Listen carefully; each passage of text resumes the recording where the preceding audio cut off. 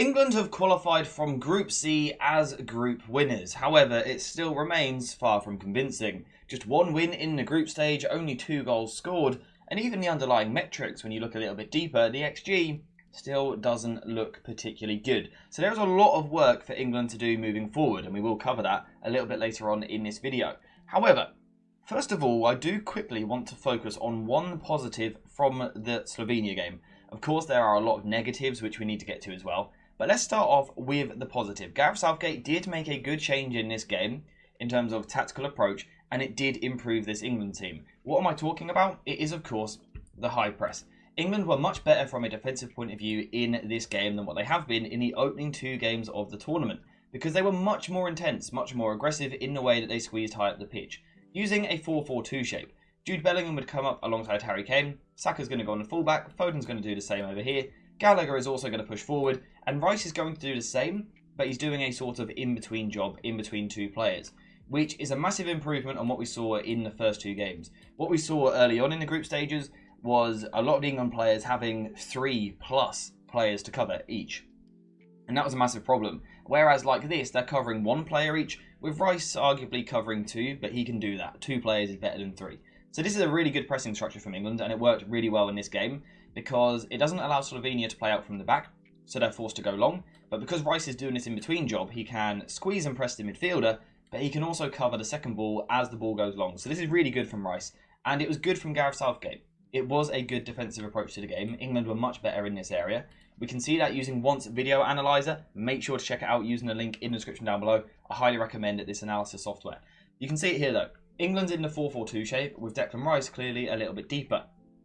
And it's going to allow England to go man for man with the pressing structure, like so. We can see everyone covering 1 player like that.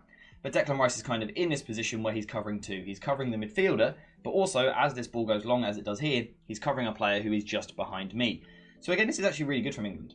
And I don't think it's going to get the credit it deserves, because England didn't necessarily win the ball back incredibly high up the pitch. But what we did do is force Slovenia long, and we were able to win this first ball, and a lot of the time the second ball as well. We've got it here in the second half as well, which again is a good sign. It continued throughout the match. Again, a similar sort of structure. We've got the front 2, then we've got 1 central midfielder, Kobe Mainoo pressing, the 2 fullbacks, and then again, Declan Rice is also in here as well, kind of getting ready for midfielder, but also the second ball as well. And again, the ball comes long, England deal with it, and win the ball back. So this is good from Gareth Southgate. This is a good defensive change. The 4-4-2 shape allowed us to press really high up the pitch, get pressure on the ball, force the opposition to play long, and therefore England had control in this game. And as a result of the control, we had a lot of possession. However, it did then kind of expose the next major weakness in the side, which I think, to be honest, we were all kind of expecting.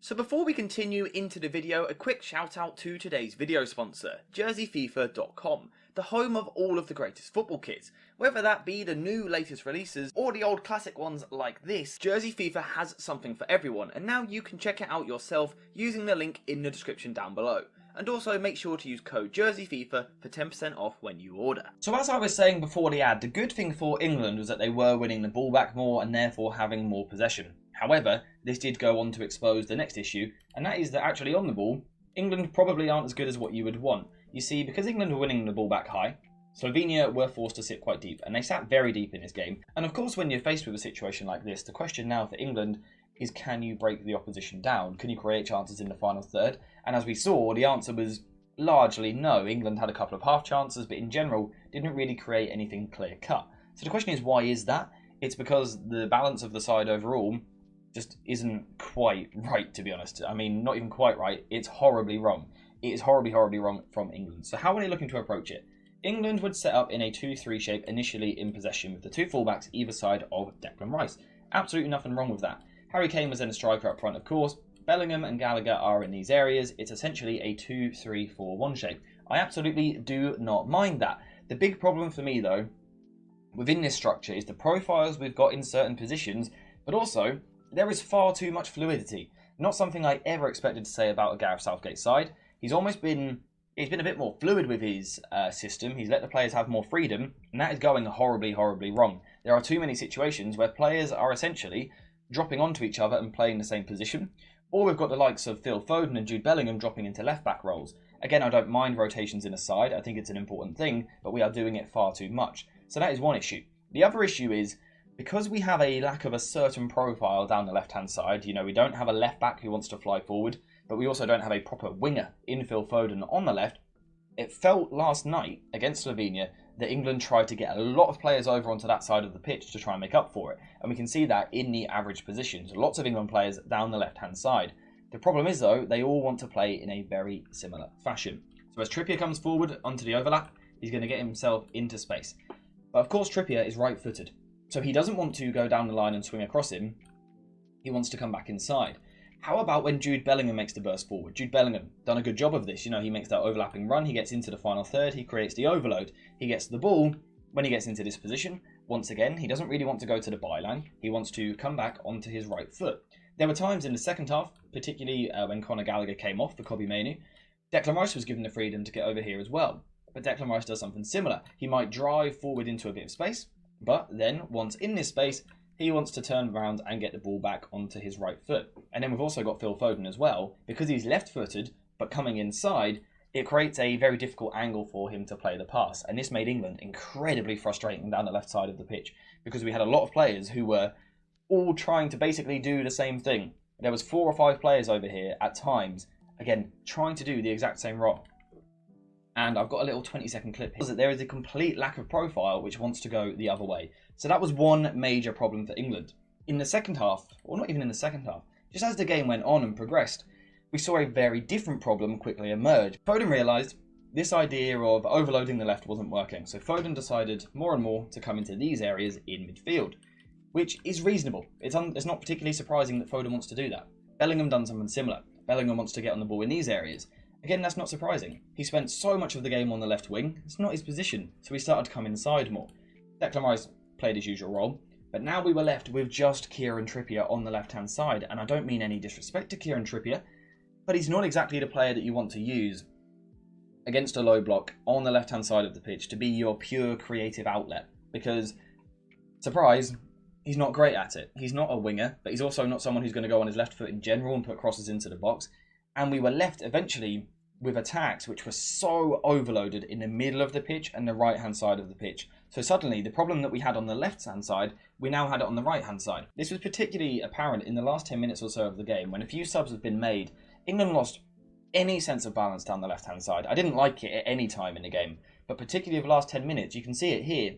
Cole Palmer's got the ball with a bit of time and space, which is a good thing. He's a very good passer, coming inside onto his left foot. The pitch should have opened up for him. Everything should have been in front of him. He should have had options. And he did have an option, to be fair, in Jude Bellingham, in the middle of the pitch. Now, the problem is, as Jude Bellingham receives this pass, he's basically being marked by Phil Foden. The two of them are so close to each other, they just don't need to be. Look at all the space on the left-hand side. Look how much open grass there is there. If Foden was up here somewhere, the defensive structure from the opposition wouldn't have changed that much. And think about the amount of space that he would have had to attack. It would have been ridiculous. England would have been in so much space in this area. But we don't have the player there. And it just kept happening in the last 10 minutes. So this is England playing out down the right-hand side. And we actually moved the ball really quickly here. Really well, really effectively. We quickly pop the ball inside, play it to the left centre-back, Guehi, who decides to step forward with the ball. Absolutely perfect. That's exactly what you should do in this position. England have done well. But as he gets the ball forward, as he starts to carry, and we take a look up at what he's got in front of him, Kyle Walker gets the ball. Again, there is no one on the left wing. Absolutely no one. And that's a real problem for England. Because what you should be striving for as a manager is balance across the pitch. You should have threat across the pitch, from the left-hand side, the middle of the pitch, but also the right-hand side. And then, of course, defence midfield to attack. You're looking for balance all over the pitch, and England simply do not have it. There is no sense of balance in this side at all. So something has to change for Gareth Southgate. The key for him should be to go back to basics a little bit. And I never thought I would say this. Go back to Gareth Southgate football. You see, what Gareth Southgate has always done is tactically been very basic. Very, very basic. But in being basic, he's provided quite a solid platform in past tournaments for his players to perform to a certain level.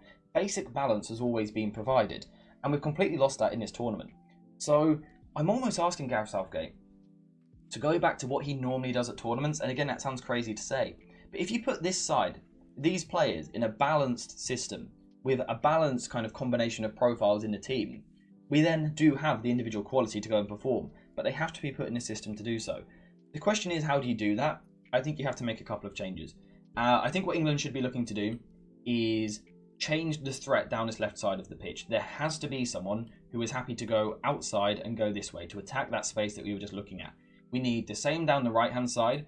We need, I think, a bit more ball retention in the middle of the pitch. I think we need players who want to come towards the ball. Gallagher was used last night, and I think it could have worked with him. I covered that in my live stream. I think it could have worked, but we didn't use him in the way that we should have done, so he kind of became a little bit redundant in possession. We need someone in midfield who's going to come towards the ball more, and we need more threat down the wings, and we need players like Bellingham to, yes, still have freedom to move about the pitch and kind of rotate with different players, but it needs to be a little bit more fixed.